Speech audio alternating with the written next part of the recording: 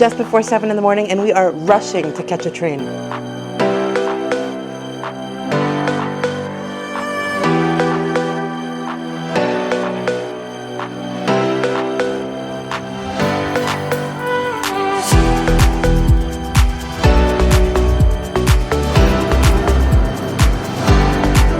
Jerusalem is in a mountain, so this is like the longest escalator. Look, you have to go up another steep escalator to get out. We were just on the train for like an hour and a half, and then we're getting on a bus and driving another 2 hours to see all the October 7th sights.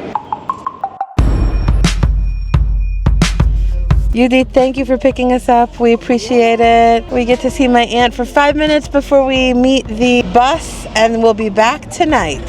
Very long day. A very important day. Finally on the bus, we're headed to Otef Aza. First stop, Sderot.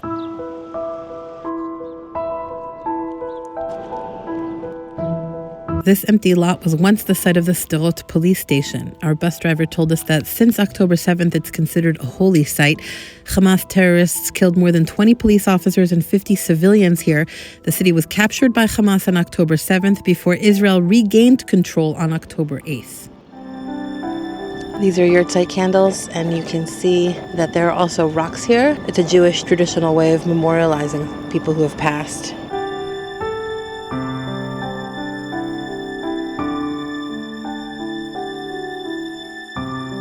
Good morning, my name is Yossi.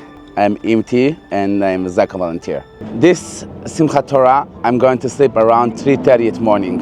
6:35, we start to be a sirens. Around 7 o'clock, we have sirens at Be'er Sheva, Tel Aviv, Herzliya, Jerusalem, Bet Shemesh, Modi'in. Of course, all this area, Ashdod, Ashkelon, Sderot, and all the kibbutzim. I tell them myself, it's not normal. Around 7:15, my building shaked. We have a rocket, like a 200 meter of my building. We feel this.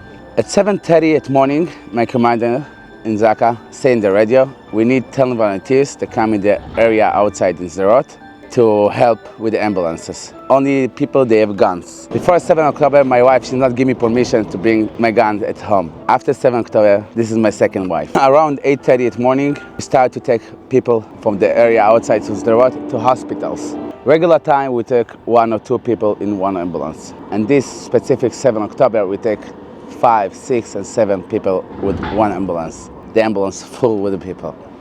We are in Tekuma. This is the place the army bring all the cars from the Nova, from the roads, from the cities, and from the kibbutzim. We have here like 1,800 cars. I have a friend, his name is Aaron, he's driving an ambulance, and this is, you see the flag from Magen David Adom? This is his ambulance. Terrorists stop him on this road and they shoot his ambulance 100 bullets. We find his body with minimum 50 bullets.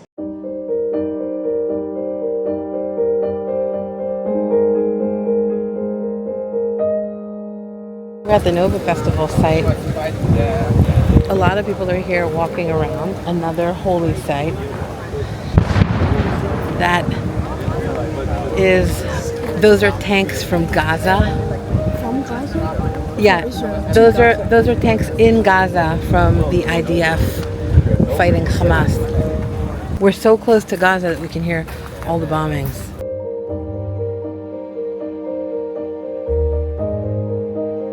We came now from road 232. This is the numbers for the road.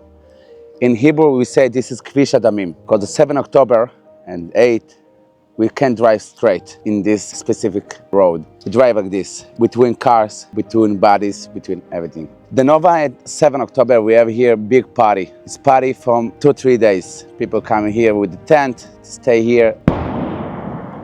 At 7 October, we have these bombs every 2 seconds. We are now at around like a 2.5 miles from Gaza. 6:30 in the morning, it started to be a sirens, and the DJ closed the music and he say, take your stuff and go home. Around 7:30, something like this, terrorists start to come in this area. They came from two sides, from the road 232, from this way, it's Gaza, and we have terrorists that come from the air. 7 October, they have here 3,000 people. You have 368 people that died from Nova party. This is all the pictures, the people that died at the Nova. Most of the people don't die here. They have here 17 security from the party. They try to fight with them, but a lot of terrorists with big guns, with the gunette, with RPG. It's nothing with this small gun. Terrorists come to Israel from 29 different places in the border. And every group that come to Israel, they know specific which place they're going. They have maps for everything, how they have all the information. Before 7 October,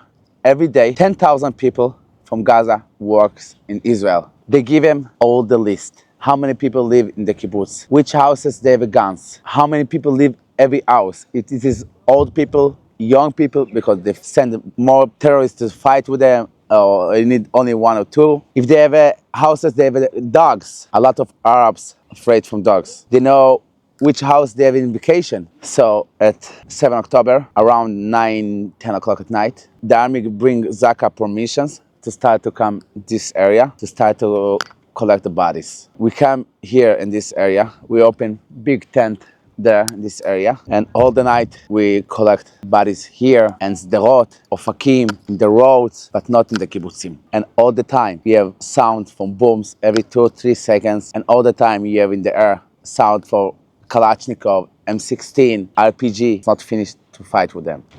And after a couple of days, the army and the people that organize the Nova bring Zaka list, which names we have that died and who is missing. Few days after this, we started to see groups from eagles go from the air to downs. So we know they have here body because the eagles go to eat meat. We find here a lot of bodies naked, half naked. They raped men and women. We know this 100% because we see the bodies. I see one body for woman. And after they raped her, they took a big knife down inside. She's died from the big knife. Sunday morning, we start to go to the kibbutzim. We have 26 different kibbutzim. Monday at noon, the army finished to fight with the terrorists. The army gives Zaka permissions to go to Be'eri. And Tuesday at morning, Kfar Aza. And we see everything. We see a lot of children, the hands and the legs like this. We see people without head, without everything. The terrorists kill people with knives, with the guns, with the gasoline, with RPG, with the gunette. Israel believes they have 3,500 terrorists that came from Gaza to Israel. We find 1,500 bodies from terrorists in all this area. I have a friend, is asked in the radio, I find now body from children is 5 years. Maybe someone find his head. We find a lot of bodies. Most of the bodies, they know they make vandalism with the bodies. A lot. One house at the young area in Kfar Aza, after they kill 2 people that live in this house specific, the terrorists stay there and they see TVs and they eat. They sit between the bodies. How we know all these stories? Because every group from terrorists that come to Israel, they come from with GoPro. We stay in this area. Zaka will stay in this area 3 weeks to collect all the bodies, and all the time we find more bodies and more and more and more and more. And after we finish to collect all the bodies, we start to clean all the area from the blood, all the ground full with blood, all the houses, all the cars. We stay here to clean like 3 months.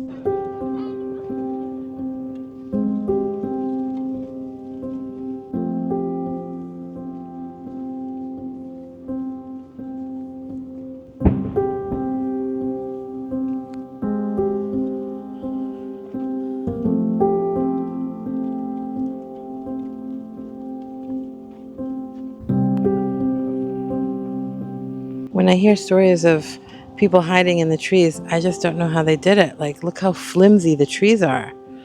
How do you climb up and hide from terrorists in these thin trees?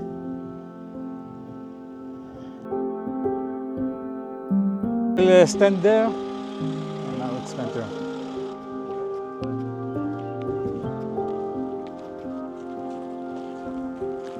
Welcome to Kerem, Shalom. I'm Elad. I live here for 4 years now. This place managed to stone that fight against the terrorists, and it ended pretty okay. We are the closest kibbutz, or any settlement in Israel, to the border. It's 100 feet to Gaza. That part of the border over there is Rafah. Hamas today is still in control there, and this is the only place that IDF didn't enter yet. The big fence on the right side is the border. After that, it's Gaza. In the distance over there, you will see the big yellow bridge. This is the concrete bridge. Below it, it's the crossing point. In the left side, it's Egypt. We are used to many threats over there. This is where Gilad Shalit was taken to Gaza. We are close to Egypt too, less than 1 kilometer. And to the northern part of Egypt, where ISIS used to have like a big supporters, like thousands of ISIS soldiers. And once they even managed to kill Egyptian soldiers and steal their tank and drive the tank just to the front gate of the kibbutz. All that event makes this kibbutz very dangerous, I would say. I actually lived the closest village to here, and I never been to Kerem Shalom because I thought it's too dangerous. Just imagine what people think about it in this area also. It actually used to be one of the first kibbutz in Israel. In the end of the 90s, everybody left. It was too difficult to live here. But a new community came, and if you are talking now about October 7th, the sirens started here, one of the first places that it started. Rockets fell everywhere. The security team, which has only 8 members of people who live in the kibbutz, before they managed to do anything, they heard another siren from that area. That area is a solar panel field that we have. Starting to hear many gunfires over there. In that exact moment, when they were planning to enter the kibbutz, some helicopter pilot called the commander, told him that he decided to come here, even though they sent him much farther north, and he told them that he had only 1 bomb left. And the commander told him, drop that bomb over the solar field. And when he dropped that, he saw like 150, 200 running back to Gaza. So he lived the second in command of the commander of the security team. He was at home. Thanks God it was Simchat Torah, not one day before when he was sleeping here with his family in the sukkah. When a big rocket fell on a car that was parking here, as you see, almost nothing left from that car. And when they were walking just right here, they already saw terrorists in the distance, and they start fighting with them. After the fight, we found in the kibbutz and in the closest part that outside, 200 terrorist bodies. Elad told us a story about how a kibbutz father of 6 lost his hands while trying to hold his family's safe room door shut when terrorists came to kibbutz Kerem Shalom. That is the door. It used to be here. The father held the door from here. They didn't find nothing left from his hands because it was a bomb that exploded and makes really a great heat. Elad explains Kerem Shalom and the other kibbutzim that surround Gaza are the first line of defense to Israel. First soldier came here. He was standing over here. He saw that hole and he was watching it. But the terrorist from the house unfortunately killed him. Over here, where he was standing. This is what his wife wrote here. Where he was standing, there is only air left with no oxygen, and I'm trying to hold that air. So that actually was my best friend from the kibbutz. I'm wrapping up the evening at an Israeli army base, and it's not just Jews that served in the army. This is Hamza, he's a Bedouin Arab. בסופו של דבר אני עושה משהו משמעותי ואני גאה בזה, והכל בסדר עם זה כאילו. So he says that he feels like he's doing something really important, and he's very proud of that. איך אתה מרגיש אחרי ה-7 באוקטובר? אני חלק מהישראלים, כי אנחנו גרים פה, אנחנו אוכלוסייה אחת, אנחנו בני אדם בסוף, לא משנה. אנחנו מתחת שמיים אחד, דורכים על אותה אדמה. אנחנו פה לאותה מטרה, כאילו בסוף כולנו נלחמים ביחד פה. So I asked him how he feels, if he feels connected to Israel after October 7th, how he feels identity-wise, and he says, obviously I feel connected, we are all one nation, we're all under one sky. There are other types of Arabs too, here, right? יש נוצרים. There are Christians. יש גם דרוזים פחות, לא הרבה, יש אבל. There are some Druze Arabs too. ויש הבדואים, ויש גם יהודים שהם מ"פים, יש לנו מ"פ גם יהודי. There's Jews, there's Arabs, there's Bedouins, there's Arab Christians, they're Jewish, right? And they're all part of one unit. זה חשוב להתגייס ולתרום, זה נטו לתרום. He says what people don't understand is that it's really important to get drafted and to give back to the country. זה לא רק יהודים מתגייסים, גם ערבים מתגייסים היום. He said it's not just Jews that are in the Israeli army, they're also Arabs. מה שאני מרגיש על 7 באוקטובר כי זה המדינה שלי ואני הגנתי על כל זה פה. He says he feels part of the Israeli population because it's his country too and he needs to defend it. ננצח ביחד בעזרת השם.